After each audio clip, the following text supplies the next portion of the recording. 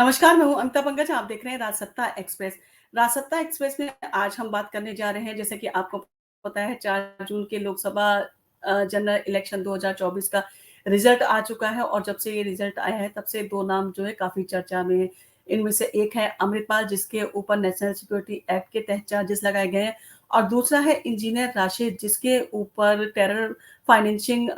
यानी कि UAPA act के तहत जो है वो चार्जेस लगाए गए हैं और दोनों ने ही जो है जेल में रहते हुए अपना जो है नॉमिनेशन फाइल किया था और नॉमिनेशन फाइल करने के बाद में अब ये इलेक्शन जो है वो जीत भी गए हैं और इन्हें वोट भी मिले थे जनता के। और इन सारी चीज़ों के बाद में अब ये सवाल उठता है कि अब ये मेंबर ऑफ पार्लियामेंट इलेक्ट हो चुके हैं, तो मेंबर ऑफ पार्लियामेंट इलेक्ट होते हुए ये ओथ सेरेमनी में जो है पार्लियामेंट के कैसे पार्टिसिपेट करेंगे, क्योंकि मेंबर ऑफ पार्लियामेंट हैं और मेंबर ऑफ पार्लियामेंट होने के नाते इनको पार्लियामेंट की जो ओथ सेरेमनी है उसमें जो है पार्टिसिपेट करना होगा और इसके साथ ही साथ जब जब पार्लियामेंट की प्रोसीडिंग होगी तब तब इनको पार्टिसिपेट करना होगा। तो ये पार्टिसिपेट जेल में रहते हुए कैसे कर सकते हैं? क्या ये जो ओथ सेरेमनी है उसको अटेंड कर सकते हैं? क्या इनको ओथ सेरेमनी जो है वो अटेंड करने की जो है परमिशन मिल जाएगी? अभी सवाल उठता है कि दोनों अपनी ओथ मेंबर ऑफ पार्लियामेंट की कैसे लेंगे। और जैसे कि आपको पता है खंडूर साहिब सीट जीती है अमृतपाल ने पंजाब से और इंजीनियर राशिद जो है उन्हें उमर अब्दुल्ला को जो हराकर यानी कि बारामूला कश्मीर की जो है सीट को से वो विजयी रहे हैं। और इंजीनियर राशिद जो है इस समय दिल्ली की तिहाड़ जेल में बंद है और अगस्त 2019 को उन्हें जो है टेरर फाइनेंसिंग के मामले में यानी कि टेरर फंडिंग के मामले में उन्हें जो है इस चार्जेस के तहत जो है वो अरेस्ट किया गया था और जबकि अमृतपाल को अप्रैल 2023 में जो है गिरफ्तार किया गया था और नेशनल सिक्योरिटी एक्ट में उसे जो है वो गिरफ्तार किया गया, तब से वो असम की डिब्रूगढ़ जेल में जो है वो बंद है। और लीगल सवाल आता है क्या ये दोनों जो है शपथ ले पाएंगे, क्योंकि मेंबर ऑफ पार्लियामेंट जो है वो इन्हें जो है बनाया गया है और सबसे पहले लीगल सवाल आता है क्या ये दोनों शपथ ले पाएंगे और पार्लियामेंट जाकर क्या पार्लियामेंट की प्रोसीडिंग जो है उसे अटेंड कर पाएंगे। और इसका जवाब है नहीं। जब पार्लियामेंट की प्रोसीडिंग जब होगी तब तब इनको इजाजत नहीं दी जा सकती कि ये उसे अटेंड करें, क्योंकि दोनों इस समय जो है वो जेल में है और दोनों लोकसभा की जो है प्रोसीडिंग अटेंड नहीं कर पाएंगे इस तरह से जो है। अब ये भी है कि इन्होंने अपनी कॉन्स्टिट्यूंसी जीती है और अब शपथ लेना इनका जो है संवैधानिक अधिकार बन गया है और इन सारी चीज़ों से इन्हें कोई भी अथॉरिटी जो है वो इन पर शपथ लेने से रोक नहीं लगा सकती है। और शपथ लेने के प्रोसीजर इस प्रकार होगा कि जब लोकसभा की मीटिंग होगी तो लोकसभा की पहली मीटिंग में तब लोकसभा के जो स्पीकर होते हैं उन्हें जेल में ओथ लेने के लिए जो है इनवाइट करेंगे और जो जेल अथॉरिटी है उससे कहेंगे, क्योंकि दोनों अपनी अपनी कॉन्स्टिट्यूंसी में जो है वो मेंबर ऑफ पार्लियामेंट सेलेक्ट किए गए हैं, इसलिए इनको पार्लियामेंट में ओथ सेरेमनी में पार्टिसिपेट करने के लिए जो है वो अलाउ किया जाए। और जेल अथॉरिटी जो है उनको ये लेटर भेजा जाएगा। उसके बाद में जो जेल अथॉरिटी है वो कोर्ट में जाके कोर्ट से परमिशन लेगी और अगर कोर्ट उन्हें परमिशन दे देता है और अगर कोर्ट उन्हें जो है बेल ग्रांट कर देता है तो उसके बाद में ये जो है इनको प्रॉपर गाइडलाइन को जो है फॉलो करते हुए इनको प्रॉपर जो है गाइडलाइन दी जाएंगी और इनको बताया जाएगा किस तरह से इनको जो है ओथ सेरेमनी में जो है जाके पार्टिसिपेट करना है। तो इन सारी चीज़ों के चलते जो है इनको उन सारे टर्म कंडीशंस को फॉलो किया जाएगा जो कोर्ट द्वारा इनको जो है बताई जाएंगी और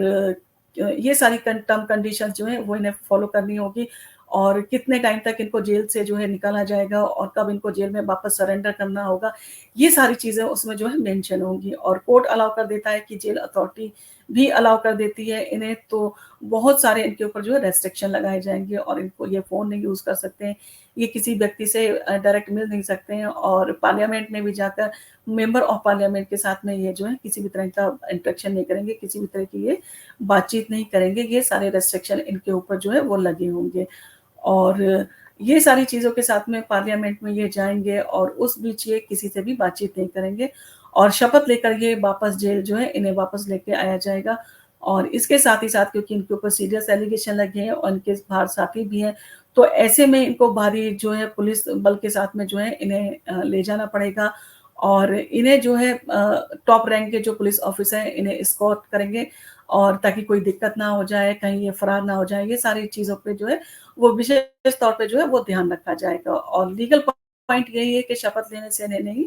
रोका जा सकता है और जेल में है तो शपथ लेना भी इतना आसान नहीं होगा और परमिशन यहाँ से उन्हें लेना पड़ेगी और शपथ लेने के बाद में वापस जो है जेल भी इन्हें भेज दिया जाएगा। अब मुद्दा यहीं खत्म नहीं होता है क्योंकि मेंबर ऑफ पार्लियामेंट की जो रिस्पॉन्सिबिलिटी सिर्फ़ ओथ लेने तक ही नहीं है, उनको जब-जब पार्लियामेंट की प्रोसीडिंग्स होगी तब-तब उनको पार्टिसिपेट करना जो है वो ज़रूरी होता है और जब भी पार्लियामेंट उनको इनवाइट करेगा, उनको बुलाएगा तब उनको पार्लियामेंट में जाना पड़ेगा और आर्टिकल 101 जो है कॉन्स्टिट्यूशन ऑफ इंडिया का, उसका क्लॉज़ नंबर 4 जो है वो यही कहता है कोई भी मेंबर ऑफ पार्लियामेंट जो है एब्सेंट नहीं रह सकता है और जब तक उसके पास में जो है परमिशन नहीं होगी, यानी कि अगर उसको पार्लियामेंट से इस तरह की परमिशन मिल जाती है किसी यूनिक केस में या किसी यूनिक कंडीशन में तब वो जो है उसके पास में ये ग्राउंड होगी कि वो परमिशन उसे मिली है कि वो अगर पार्टिसिपेट नहीं कर रहा है तो उसको जो है परमिशन मिली हुई है। अब इंजीनियर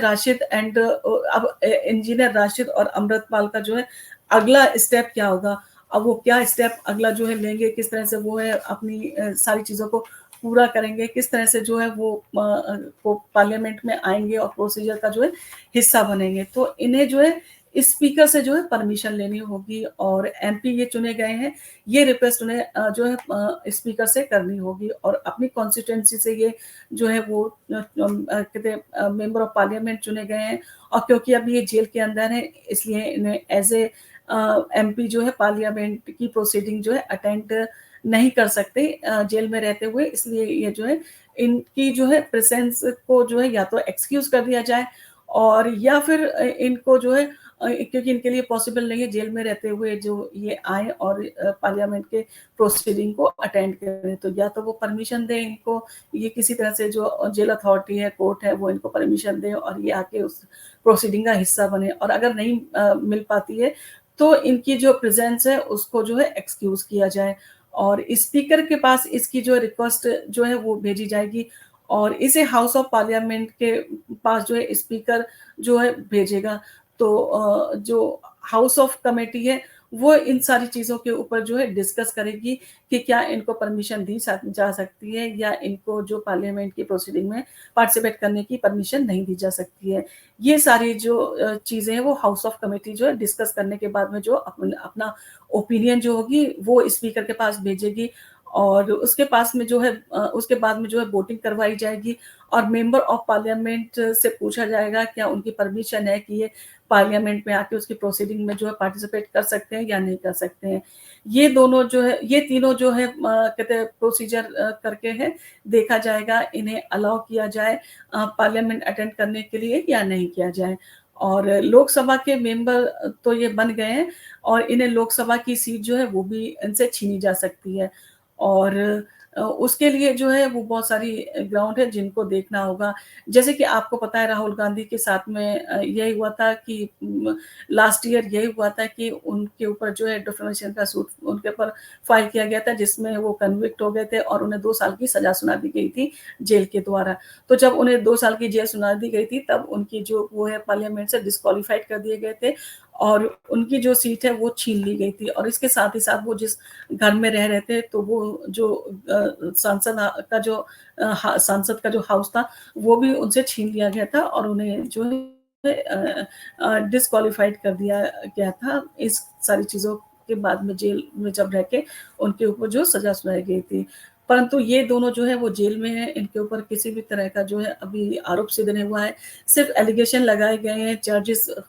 फ्रेम हुए परंतु किसी भी तरह का जो है वो आरोप नहीं लगाया गया है। और अब ये सवाल है कि अगर उन्हें सज़ा दे दी जाती है, अगर 5 साल में ऐसा हुआ कि दोनों कन्विक्टेड हुए और दोषी करार दिए गए, तो इन्हें जो है 2 साल की सज़ा या 2 साल से ज़्यादा की सज़ा अगर इन्हें हो जाती है, तब इनकी जो है लोकसभा सीट जो है इनसे छीनी जा सकती है और इन्हें डिस्क्वालिफ़ाइड कर दिया जाएगा और उसके बाद में इनसे जो है लोकसभा की सीट ले ली जाएगी। और ये सारी चीज़ें जो हैं वो कहते हैं प्रेज़ेंटेशन ऑफ पीपल एक्ट भी यही कहता है कि 2 साल या 2 साल से ज़्यादा की सज़ा के लिए अगर गिल्टी पाए जाते हैं किसी केस में तो लोकसभा की जो सीट है वो इनसे छीन ली जाएगी और नियर फ्यूचर में यही डिपेंड करेगा कि अगर ये गिल्टी डिक्लेयर किए जाते हैं, अगर इनको सज़ा सुना दी जाती है, इनके ऊपर आरोप सिद्ध हो जाता है,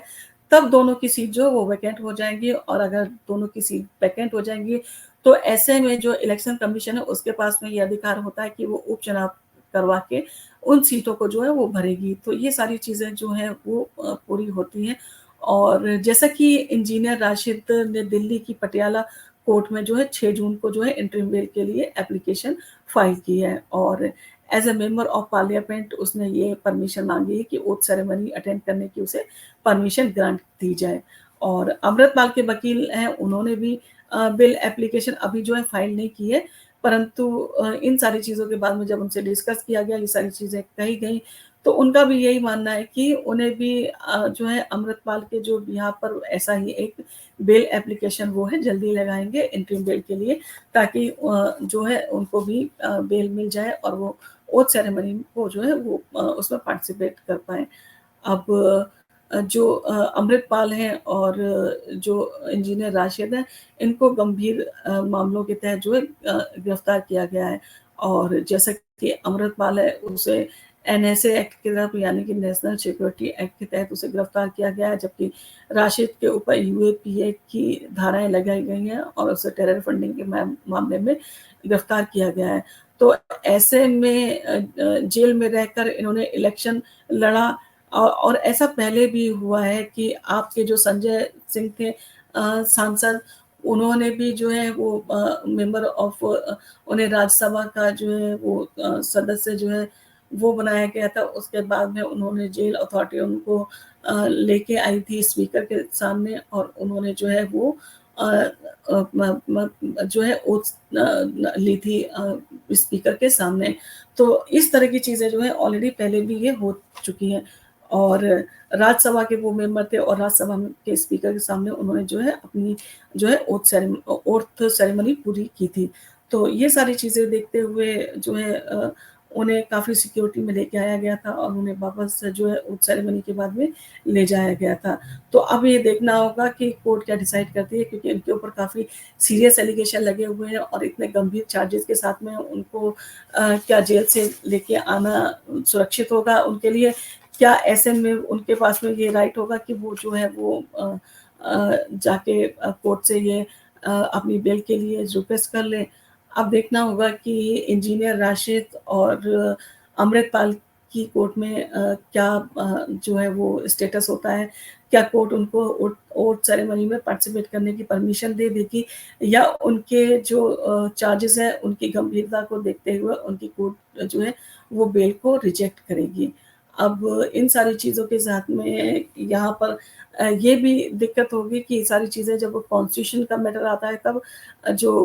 सुप्रीम कोर्ट की संवैधानिक पीठ है वो इन सारी चीज़ों को डिस्कस करती है। तो क्या ये मामला जो है वो सुप्रीम कोर्ट की संवैधानिक पीठ को जो है वो रेफ़र किया जाएगा?